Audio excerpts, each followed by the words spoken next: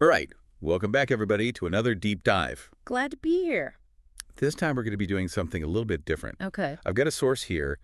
It's titled Text Call, Mm-hmm. and it's essentially just a list of simple word definitions. Interesting. But, even simple words can have, kind of these hidden depths to them. Oh, for sure. And I think that's what we're hoping to kind of get at today, explore these simple words and see how we'll see how they connect to bigger concepts. Absolutely. Words are, kind of like the building blocks of everything, right? Yeah. Our Yeah. thoughts, how we communicate. Right. It's all about words. Yeah, so I was just kind of glancing over the source material here, Okay. and a couple of words that immediately stuck out to me Yeah. were adventure, evil, and experiment. Interesting choices. Yeah, I don't know. I don't know. I feel like there's more to them I see what you mean. than meets the eye. Yeah. Yeah. What are your initial thoughts? Well, I think with adventure, the source kind of talks about it as exploring uncharted territory. Right. But it seems like there's something more to that. Humans have this kind of basic Yeah. desire to seek out novelty, Yeah. new experiences, and there's even a whole field of Boy. study like psychology, personality psychology that kind of looks at that stuff. Wow. So it's not just a word, it actually Yeah. taps into some pretty fundamental things about It's like who we are almost. exactly. And then evil. I feel Evil. like evil is always something that is just kind of shrouded in mystery and a bit of fear even. Yeah, you can think back through history, right? People have always been trying to understand this concept of evil, Right. whether it's philosophers, theologians. Right. It really kind of boils down to, I think, good versus bad, morality. Some people even debate free will, whether that plays a role or not. But it really depends, I think, a lot on Yeah. different cultures, individuals' perspectives and stuff. So It's almost like a very personal definition I'd say in a that. way. Yeah. Yeah, that's interesting. Okay, and then experiment. The first thing that comes to mind, I guess, is science. Of course. But I bet there's more to it than that. I think you're right. The source defines it very simply. Right. It talks about it as a way to, to test things, to figure things out in science. Right. But, we do that in our personal lives all the time, right? Oh, yeah. If you are trying a new recipe, if you're learning to play a new instrument or, learning how to do anything new, Right. you're essentially running an experiment. Yeah. You have a theory about how something might work, Yeah. and then you try it out. You Yeah. see what happens, and you learn from it. So We're all little scientists in our own way. we are. I like that. Yeah. Okay, so I noticed a couple of pairings in this list that I thought were kind of interesting. Okay.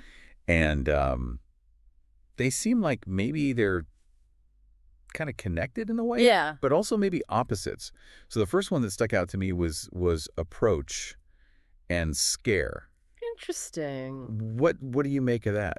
Well, our source kind of talks about approach as meaning to come near something Right. or closer to something, and then scare is obviously like that feeling of fear, kind of wanting to get away from something. Right. And I think, as humans, we're sort of hardwired Yeah. for both of those things. We're curious, Right. so we want to go approach things and check things out. Yeah. But we're also, hardwired for self-preservation. Right. So we have this kind of fear response. Oh, so it's almost To like keep us safe. one pushes us forward Exactly. when one holds us back. It's a constant tension, I think. Okay, that's a really cool way to think about it. Yeah.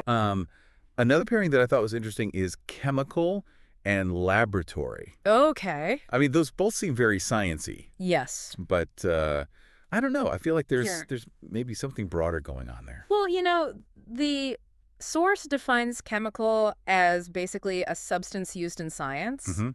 and then laboratory as the place, the workspace where scientists work. Right. But I think they both point to this larger human endeavor Yeah. of trying to understand the world around us. Right. You can go back centuries, even millennia. People have always been curious about, Well, yeah. what things are made of, how Right. they work. Right. And so chemical and laboratory, They're tools in a way. they are. Yeah, they're the tools and Yeah. the setting for this exploration, Yeah, like the means to get to the end result. Exactly. And then the last pairing, this one is a little different. It's laugh and shout. Laugh and shout. Okay. And, they're both ways of expressing ourselves vocally, but they obviously have very different connotations. Very different. So. Yeah, I mean, when you think about laugh, it's generally associated with good things, right? Like happiness, joy, amusement, connection with other people. Shout, on the other hand, tends to be, more about expressing negative things like anger or even pain sometimes. Right. So they're very, very different. Yeah. But they both come from that same basic human need to communicate, to express what we're feeling inside. Okay, so we've talked about individual words. Yes. We've talked about how they kind of relate to each other. Right. And now I'm curious, what if we take some of these words and try to use them as building blocks to tell a story? Okay, I like it. I was just kind of glancing through the list again, and a few jumped out to me.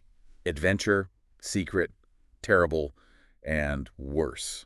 Ooh, I like those. Yeah, I feel like there's something there. Right. Like a story waiting to be told. Okay, let's give it a try. Yeah. How about, let's see, an adventurous archaeologist, they're driven by the promise of a hidden secret. Right. So they're going on this big adventure to uncover it. Yeah. Then as they get closer to uncovering the secret, they realize that there's this terrible truth behind it, something that might, I don't know, maybe rewrite history as they know it, or make their own quest seem completely insignificant. So it gets really real for them. Yes. Okay. Definitely. And then as they delve deeper into this mystery, things just keep getting worse. Okay. Maybe the secret unleashes a curse or awakens some ancient evil. Yeah.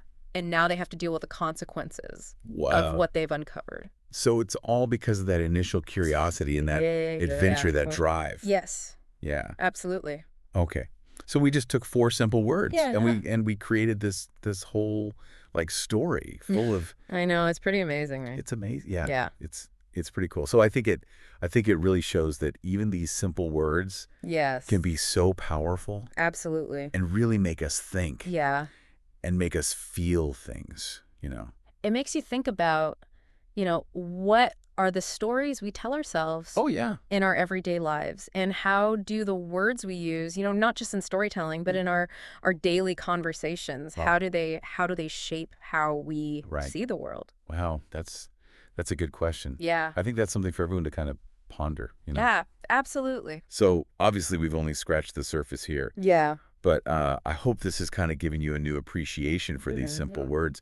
And, as we've seen, they can be gateways to deeper meaning, deeper understanding. Absolutely. They really do. They shape how we see the world, how we interact with each other. Yeah. I mean, sometimes you just got to stop and think about the words that we use every single day. Yeah. Yeah, for sure. Because they really do have a profound impact on our lives. Yeah. So keep exploring these words, keep questioning them. Deep diving deep. And we'll see you on the next deep dive. See you then. All right. Bye. Bye.